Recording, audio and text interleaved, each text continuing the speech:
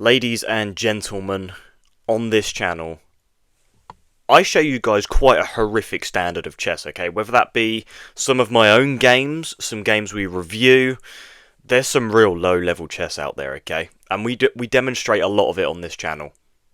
So today I thought, I'm actually going to show you guys 3 of my best games from, like, the last 2 weeks, just recent games that I've played, that I think are actually quite good. You know, just to claw back some street credit, because, my word, some of the games I actually have the courage to show you guys, I'm not proud, okay? And I know damn well you guys aren't proud either.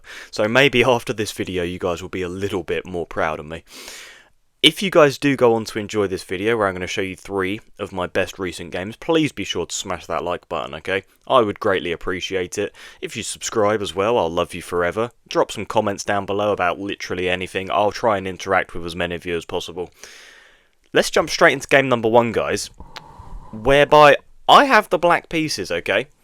Now, normally when I have the black pieces, this is danger zone, okay? Because I suck with the black pieces. I'm absolutely horrific. And you'll notice during this game I was about 1277. We have gone up quite a bit since then, over the past couple of weeks. So luckily I'm not, you know, still in 1200 elo hell. But our opponent plays e4. Now, I used to be a bit of a Caro-Kann player, but I wasn't finding much consistency with it. So I play the move e5 now. We get knight f3, knight c6, and then we get an Italian game with this bishop coming out to c4. Very active diagonal, very terrifying because I am, well, terrified of the king's bishop. So I bring my own bishop out and we get into this sort of Yoko Piano game where both our bishops are eyeing up the king's side. I'm clearly going to prepare my knight, going to short castle, going to open up my light square bishop at some point, maybe jump in the centre. We'll see what happens, we'll see. Our opponent short castles, I then play the move knight to f6. They play rook to e1 and then I short castle. Now, this game isn't particularly accurate, okay? From here on, I mean, the opening was fine. I mean, it's just an opening. Like, we all learn openings. It doesn't take much skill. So all the opening was, you know, absolutely perfect. But from about here on out, things get a little bit messy, okay? It's not the cleanest game in the world, but it has a fun ending, okay? A fun little tactical find, we'll say. Our opponent plays c3. Now, the idea here is, of course, to prepare d4. And the reason this is a bad move is because I can just take this. And then if they were to take back, for example, I'd then have the move d5, just forking the rook and the bishop. So that's why c3 is given as a bad move, but I bring my rook out and they play this move d4. Now, I drop my bishop back. They jump their knight forwards. I play d5 because obviously I have to block the path of this bishop because of this double attack. So I play the move d5. They take. I take with the knight. Now, this is the first mistake, which is actually quite catastrophic, and the reason it's so bad is because the queen can come out to h5, and I'm in a world of trouble because both these squares are being attacked. I missed this completely. What I was meant to play here was just this move knight to a5, just reposition my knight to attack the bishop. I didn't do that, I played this, okay? And then the d-pawn takes back. Don't worry, guys, the other 2 games, they're quite a lot more accurate. This one just has a very fun ending, okay? I then developed my bishop because I saw that there was overwhelming pressure on this knight. The engine just completely wants me to take this. Like, how on earth can I get away with this? Because, like, I can't take here. Like, what on earth is next? Just bishop to g4? Oh, wow, okay. What if they were to then go here, though? Oh, you can't because of this bishop, so that makes a lot of sense. But that is not what is played. I developed my bishop. And then they play queen h5. Now, this isn't as good anymore because they're not putting pressure on both of the pawns because my bishop's here to defend.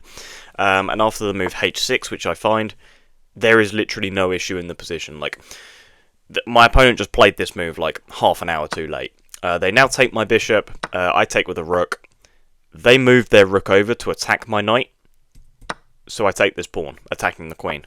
They slide their queen back, so I get double stack. Now, the idea here is that I guess I kind of missed that they could just take like this. Oh wait, you can't actually, because then it is mate still. So this was my idea, to play back rank mate, sacrifice a rook. And when they take here, things are actually quite catastrophic. Now you might be thinking, well, the bishop can just block. But we have to remember that my bishop is on this diagonal here, which is a very scary diagonal. Because it's sort of like, it looks like a very passive bishop, but it's actually my most attacking piece right now. Rook e1 is what I played. They then blocked with the bishop. Now, in this position, it kind of looks like there's nothing here, but this is the brilliant tactical find I was telling you guys about. I found the move queen to e2, which just looks insane. It looks absolutely insane. You'll notice that the eval bar just gives mate in 14. I mean, obviously I didn't calculate mate in 14, but what I did calculate was just this overwhelming pressure on this bishop that cannot take my queen because of this rook pin. So just a beautiful find with this queen e2 move. Also worth noting, I have a double attack here as well. So when my opponent takes, it's mate in 2. And I found the mate in 2. So you guys will notice not the most accurate middle game in the world. It was actually quite horrific, but played the opening very well, played the end game very well. But let's jump into 2 games where I actually play relatively accurately. Let me just have a quick sip of the old tea. I mean, that is just better than... I can't say what I want to say because there may be kids watching, but you guys will know what I'm talking about. E5 is what I play. I mean, we just went through this in the first game. They bring their knight out for this sort of Vienna setup, so I developed my own knight, and this is known as the Max Lange defense. It's a very symmetrical sort of Vienna game. They bring their bishop out, I then bring my bishop out. It's really easy to play. Like, if you need something to play against the Vienna, just copy what they do and the engine's fine with it. They bring their knight out, and then I play the move d6, looking to open up my bishop. You can actually play the move knight f6 if you just wanted to stick with the symmetry. Like, there's no issue there. You get into like this 4 knights Vienna. But this game has sort of taken the shape of a Yoko piano, like the first game did, where we have overwhelming pressure on the king side. Both knights here have been developed. This light squared bishop has been opened up. Like, it's you know, very similar sort of setup. They play a3. I now develop my knight, and the eval bar gives a slight advantage for black here, which is all you really want to do out the opening. Just try equalise, try gain any tiny advantage you can. And this is where my opponent starts to slip up, because now that they've short castled and it's my move, I can bring my bishop out to g4. And this knight cannot now move and take my knight, because then you would lose your queen. So that is obviously not an option. Don't do that. That would be really stupid. But also, I just have overwhelming pressure on this piece, which means this g-file is likely to be opened up, and this king is not going to be particularly safe in the slightest. They then just take here, which looks absolutely insane, but I guess the idea is to give this check, thus sort of allowing your queen to be unpinned. I don't know, it's just stupid. Like, it is literally just stupid. But, you know, we've all played Desperate Sacrifices, so I cannot fault my opponent for trying. Though I do take this stupid bishop, the knight jumps in with check, and now I can literally drop my king back anywhere, and I maintain just an absolutely Galactus size advantage. If you sim Fantastic Four, let me know in the comments, by the way. I just watched it yesterday. Mwah, brilliant film. The queen steps over, which allows me to jump my knight in, forking the queen and the rook. So the queen steps forward, I just take the rook because, well, you know, that's a rook that can be taken, so I take it. Knight jumps over to the rim, which is dim, apparently. I bring my knight back to attack the queen, danger levels and all that. And now I centralise my knight, attacking the queen once more. I'm just gaining every tempo under the sun.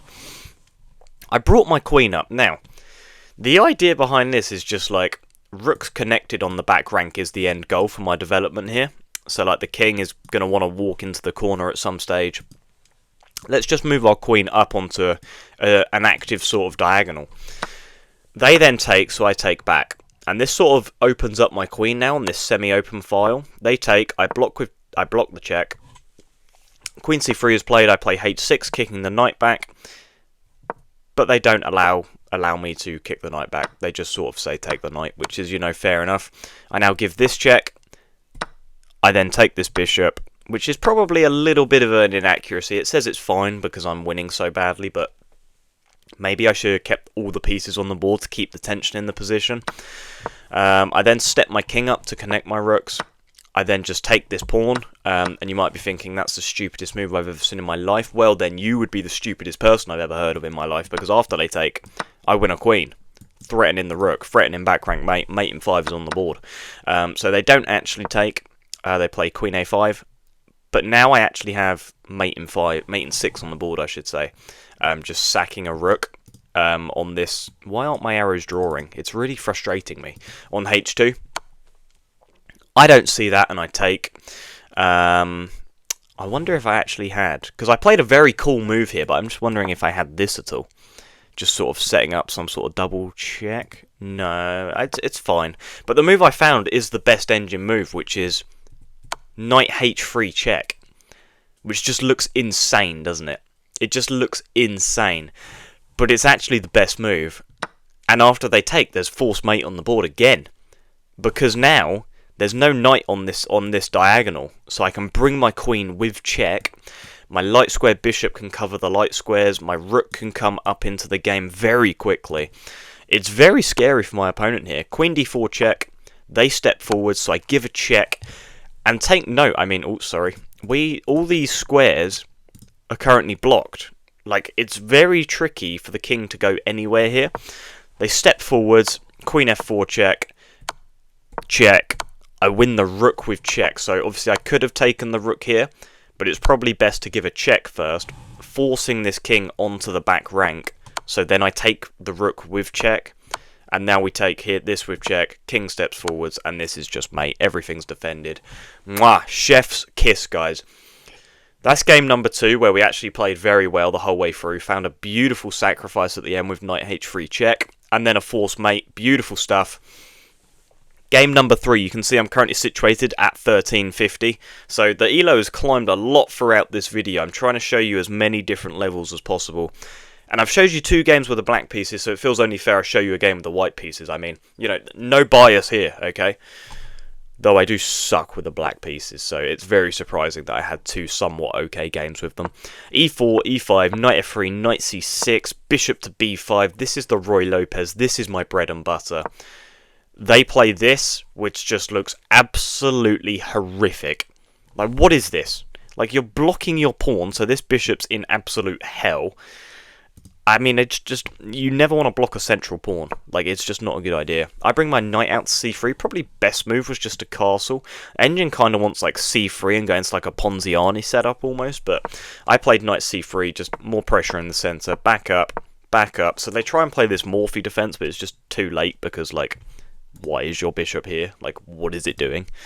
And then they play knight to d4, which is, yeah, a real mistake, because after takes and takes, I didn't find it, but there is the move e5 here. And let's say you were to take, then there's queen f3, threatening mate here, and also I'm just going to win this rook. So it's a beautiful line, but I obviously completely missed it. And here I just dropped my knight back. So still have an advantage in the position, but it's not as clean as it could have been. d3 just ultra solid. Block with the bishop, queen has to back off, knight jumps to a more active square, maybe preparing to go to this outpost here, but also just allowing me to castle because this battery is set up beautifully by my opponent. They short castle, I bring my bishop out, they play bishop to e7, sorry. I short castle, they prepare their light square bishop, so like my opponent playing like a pretty good game. It looks like, I don't know, it does look better for black in my opinion, like, or it did if their bishop was on this diagonal, sorry. But now that it isn't, I guess I can see the advantage for white. But it looks like they're about to put my light square bishop in hell, but obviously I'd just take, and then take. Oh no, I wouldn't, because then queen would take, so I would be in hell actually on a2. Rook comes over to the centre, they play d6, I jump my knight forwards, they play h6, and here I have a beautiful tactic which I completely missed, which is just to completely sack the bishop, and then just play like queen g3. And they, obviously, if they move their king, I just give mate on g7, so they have to block with the knight, take, block with the bishop, and I can't take because it's defended. But that's how I just win back material. So it's like a temporary bishop sacrifice. Didn't see it at all, and I took this, and then I took this, and then I queen traded. So this looked objectively the best for me, just like ripping open my opponent's king. But this game does kind of like fall out of my hands a little bit. I have had 2 occasions now where I could have gained a huge advantage, like game-winning advantage, but I've missed it both times. And like as you see, as this position develops, like you know, it's not overly clear here that I'm winning. Like it's very equal, and even here it gives slight advantage to black, and it only gets worse when I play c4. You see that eval bar just flying away from me. I mean, I'm trying to claw anything back I can, but it's just slipping away now because my opponent is up a pawn. Granted, they are double stacked, and with perfect play, this is just a draw. But you guys know me, I do not play perfectly. But the good thing about me not playing perfectly is my opponents don't either. So I play g3, no threat of back rank mate anymore. They slide over to attack the a3 pawn, I step forwards, king comes forwards, and they're bringing their king all the way. So I'm bringing my king up, they take with check, so I block. They go here, and now I play h5. And now I know it gives it as a mistake, but I know 1,300 players, okay? We're all stupid idiots. So I knew that they would step forwards and hang mate in one. It's all psychology, guys. I mean, if they just simply stepped back to f7, there is no way I can win this game ever. Not in a million gazillion years. But, you know, desperate times call for desperate measures, guys. Desperate times call for desperate measures. And we somehow fluke a win. Opening was good. Middle game was fine. End game, absolutely horrific. Okay? So you guys can see my strengths, my weaknesses. I've laid it all out there for you guys. Give me some comments down below of how you think I can improve, but only if you're above 200 elo, because that's sort of the bracket I'm in, you know, like 300 to 400 elo. Shout out us, guys.